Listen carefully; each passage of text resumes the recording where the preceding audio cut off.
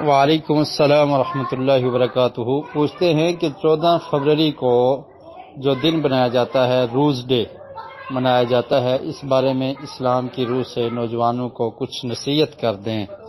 دیکھیے، یہ دن منانا قطعاً درست اور جائز نہیں ہے۔ یہ غیر مسلم لوگوں کا ایک تہوار ہے، ویلنٹائن ڈے کے نام سے جس کو یاد کیا جاتا ہے۔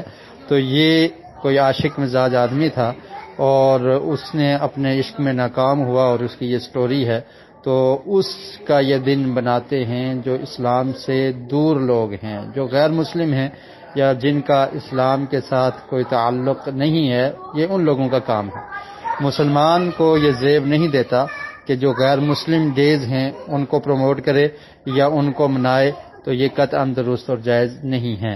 ہمارے لیے ہمیشہ ہی ہر دن محبت کا دن ہے، اور اسلام میں محبت اپنی بہن سے، اپنی والدہ سے، اپنی اہلیہ زوجہ سے محبت کرنے کی تعلیم ہمیں دی گئی ہے۔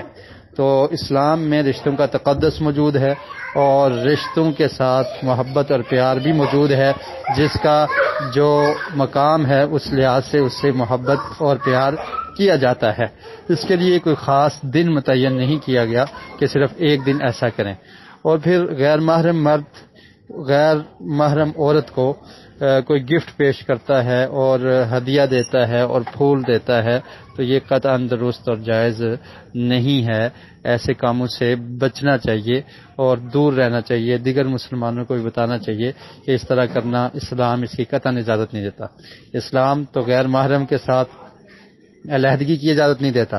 نبی کریم صلی اللہ علیہ وسلم کا ارشاد ہے کہ جو شخص کسی غیر محرم عورت کے ساتھ علیحدہ ہوتا ہے تو تیسرا ان کے درمیان میں شیطان ہوتا ہے، اور پھر منع فرمایا کہ کوئی مرد کسی عورت کے ساتھ علیحدگی اختیار نہ کرے جو اس کی محرم نہیں ہے، جس کے ساتھ اس کا کوئی نسبی یا ازدواجی رشتہ نہیں ہے۔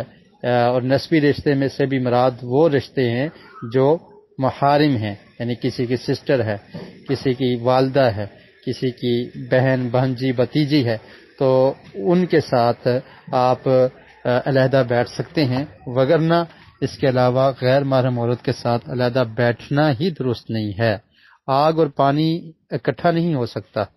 اگر ان دو چیزوں کو اکٹھا کر دیں گے تو یہ نقصان ہی ہوتا ہے۔ جہاں پر آگ ہو تو پانی آ جائے تو پھر آگ ختم ہو جاتی ہے۔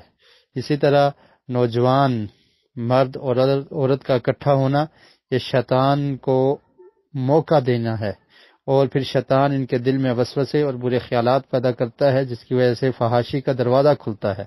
اور رب العالمین نے قرآن مجید میں مومنین کو اس چیز سے روکا ہے، فرمایا کہ لا تقربوا الزنا، کہ زنا کے قریب بھی نہ جاؤ۔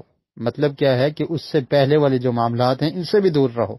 تو جب آپ گفٹ پیش کرتے ہیں، ہدیہ پیش کرتے ہیں، اس سے دل میں محبت پیدا ہوتی ہے، اور محبت کو آپ اجاگر کرتے ہیں بازاروں اور گلیوں میں، اور پھر شیطان کو خوش کرتے ہیں اور رب رحمان کو ناراض کرتے ہیں، تو ایسا کرنا قطعاً درست نہیں ہے۔ کوئی بھی مسلمان، غیرت مند مسلمان یہ تصور نہیں کر سکتا اور یہ سوچ نہیں سکتا کہ کوئی اجنبی مرد، کوئی اجنبی لڑکا اس کی سسٹر کو، اس کی بیٹی کو، اس کی کسی قریبی رشتہ دار لڑکی کو کوئی گفٹ پیش کرے اور اس سے یارانہ لگائے اور عشقیہ باتیں اس سے کرے، تو ہم جب اپنے گھر کے لیے یہ چیزیں پسند نہیں کرتے تو دوسرے مسلمانوں کے لیے کیسے پسند کر سکتے ہیں؟